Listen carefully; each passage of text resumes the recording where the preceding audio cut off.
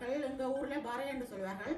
அந்த recipe video தான் பார்க்க போகின்றோம். வாங்கோ வீடியோக்குள்ளே போகலாம். இந்த ப்ரோக்கோலி வரைக்கு 2 டேபிள் ஸ்பூன் எண்ணெய் சேர்க்கிறேன். இப்போ எண்ணெய் சூடாகிட்டது. 1/2 டீஸ்பூன் கடுகு சேர்க்கிறேன். இப்போ கடுகு வெடிச்சிட்டுது.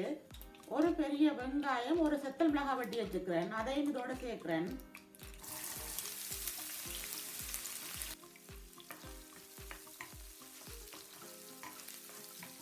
வெங்காயம் ஓரளவு வதங்கிட்டது. 1/2 டீஸ்பூன் பெருஞ்சீரகம் சேர்க்கிறேன், வதக்கி கொள்ளுவோம். இந்த ஸ்டேஜில் 1/2 டீஸ்பூன் தனி மிளகாத்தூள் எடுத்துக்கிறேன், அதையும் இதோட சேர்க்கிறேன். அத்தோடு 1/2 டீஸ்பூன் மஞ்சள் தூள் எடுத்து வச்சுக்கிறேன், அதையும் இதோட சேர்க்கிறேன். 30 செகண்ட் வதக்குவோம்.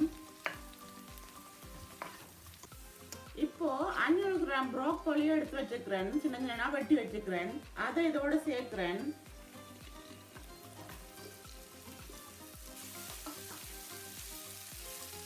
இப்போ அதற்கு மூடி போடுறேன், அவியட்டும். இடைக்கிட கிளறி விடுங்கோ. இது தண்ணியெல்லாம் சேர்க்க தேவையில்லை, அடுப்பை குறைச்சி விட்டு அவிய விடுங்கோ. இப்போ இந்த ப்ரோக்கோலி அவிஞ்சிட்டு இதுக்கு தேவையான உப்பு சேர்க்கிறேன், 3/4 டீஸ்பூன். அதோடு உலர்ந்த தேங்காய்ப்பூ 2 டேபிள் ஸ்பூன் சேர்க்கிறேன். சேர்த்து மிக்ஸ் பண்ணி கொள்ளுவோம். உங்களுக்கு தண்ணி தேவையாண்டா ஒரு கொஞ்சம் தண்ணி விட்டு கொள்ளுங்க, 3 டேபிள் ஸ்பூன் போல. எனக்கு தண்ணி தேவைப்பட இல்லை, அதால விட இல்லை.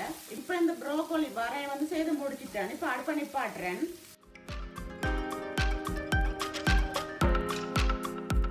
நீங்களும் இந்த சுவையான ரெசிபியை செய்து பாருங்கள். இதோடு இந்த வீடியோவை முடித்துக் கொள்ள போகின்றேன். இன்னொரு வீடியோவில் சந்திக்கும் வரை அதுவரை